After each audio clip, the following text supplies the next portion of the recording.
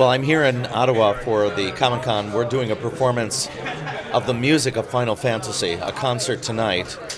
I'm music director and conductor of several different concert productions and tours based on the music of Final Fantasy. We have Distant Worlds, which involves a very big production, 100 musicians and video content. And then we also have this new chamber music version of this that we launched last year. And we're very happy to bring it to Ottawa. This is the first time that we're doing the official licensed, Square Enix licensed concert series here in Ottawa. Out of all the video game music platforms out there, all the series, the music of Final Fantasy is by far the more popular in terms of fans around the world. In other words, when you go to series like Halo and World of Warcraft, Assassin's Creed, a lot of different action games, single shooter kind of games. Yeah. You've got a very heroic main theme or a very compelling theme or two, or maybe several of them. But all the underscoring underneath that is loops of a lot of percussion activity, things like that.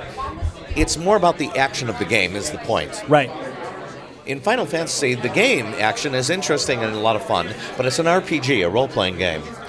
So, back 28 years ago, when Nobuo Uematsu, the composer of Final Fantasy, when he first started composing the music for Final Fantasy 1, 2, 3, he actually used the classical technique of creating leitmotifs for every character and every battle and every environment and every love relationship and every journey or quest or different world that they go to. So there are different, very strict melody structure kind of themes throughout, written for each one of those.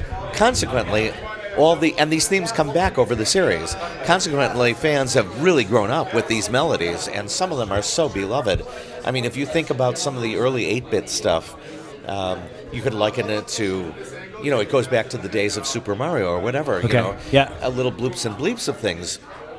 Uematsu was composing major compositions on a computer chip on 8-bit. Wow. With 2 or 3 harmony voices, that's all that he had. Yeah. And it's really fascinating what he came up with. Tell me what it was like to win a Grammy. Oh, that's a whole nother story.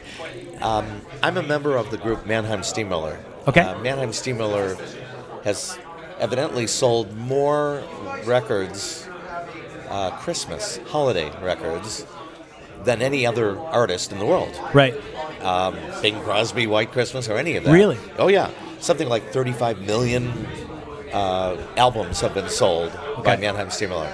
And I was a member of the original group and was with them for well over 25 years. I'm not going on the road with them anymore, but I still work with the record label. I produce records for them. Chip and I are dear buddies, basically. But during that run of time, we had 2 series of recordings going. The Fresh Air series, AIRE, Fresh Air, and then the Mannheim Steamroller Christmas series. Okay. And we won a Grammy for Fresh Air 7, actually. That was one that I actually worked very intensely on. We recorded with full orchestra in Chicago and other areas. Winning a Grammy was very, very cool. Do you find going to these shows, it opens your eyes up to geek culture, or were you a geek before you came to these things? No, I will tell you that I would probably officially tell you I was never a geek. Okay. What ended up happening was, because of my involvement with video games and movies and multimedia, because of all that involvement, I became more and more immersed. We presented the very first Final Fantasy concert in North America, public concert, in February of 2005. That was the first time I met Nobuo Uematsu, the composer of the series, and things blossomed from that point. That's the Distant Worlds show. It's a very big orchestra, chorus, video screen. It plays in larger venues with, you need a full symphony orchestra of 75 players, 32 voices, so there's soloists. I mean, it's a big production. This concert that we're doing here tonight, I just played, as I mentioned, in Calgary a couple of weeks ago. Last week, I was in Boston doing Distant Worlds with the Boston Symphony and Boston Symphony Hall. we're taking this chamber music. Next week, I'm in St. Louis Symphony doing Distant Worlds. Next Sunday, a week from this Sunday, I'm doing the chamber music version in an anime convention in Chicago, ASEN, Anime Central. And then we're taking it to Lyon, Hamburg, Stuttgart, all over Europe as well. So we played London twice, Paris, with the chamber music version. So it's a great opportunity for you to travel, to meet people. It's a much more flexible thing, so it allows us to get into a lot of places. And it seems like you're passionate about it, so good. Yeah, definitely. Definitely. Thanks for taking the time. I really appreciate it. Thank you very Arnie much. Roth, Ottawa Comiccon. Thank you.